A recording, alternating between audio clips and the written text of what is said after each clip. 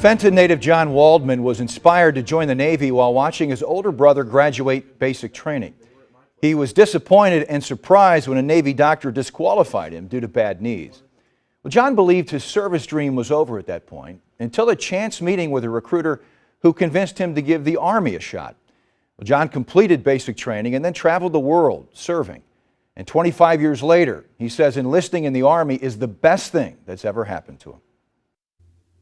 The pride of wearing that uniform, it was just different. Whether it was a polished boot, an ironed uniform, it felt good. Whether I was traveling, the thank yous, things like that. For anybody, that's nice, but for me, it was just the pride of wearing that uniform and knowing what I was representing.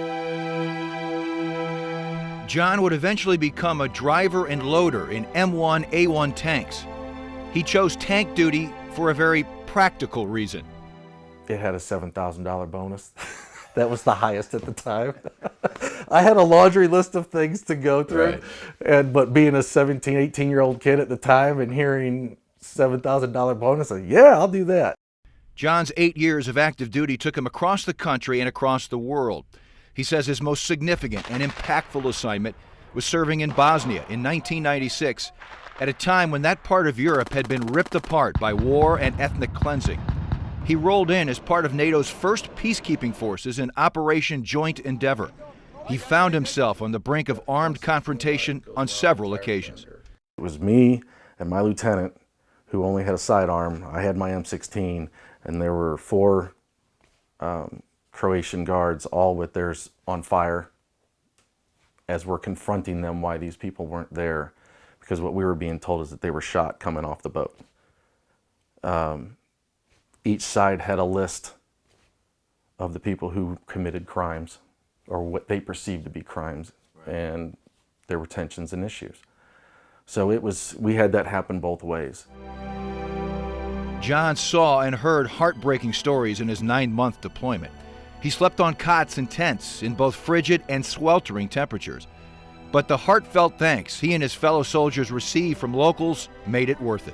You would have literally every day 200 to 300 people on each end of the checkpoint with signs, "Thank you USA, thank you USA." No matter what faction they were a part of, all of them were saying thank you, thank you, thank you, because they're getting to see family members again that they hadn't seen in 4 years. They'd come rolling in wedding parties like crazy, convoys coming back and forth, just elated that we were there. They needed your protection. They did.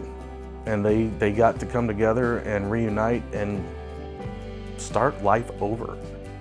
John left active duty after 8 years so he could take care of his son. He spent 3 more years in the reserves.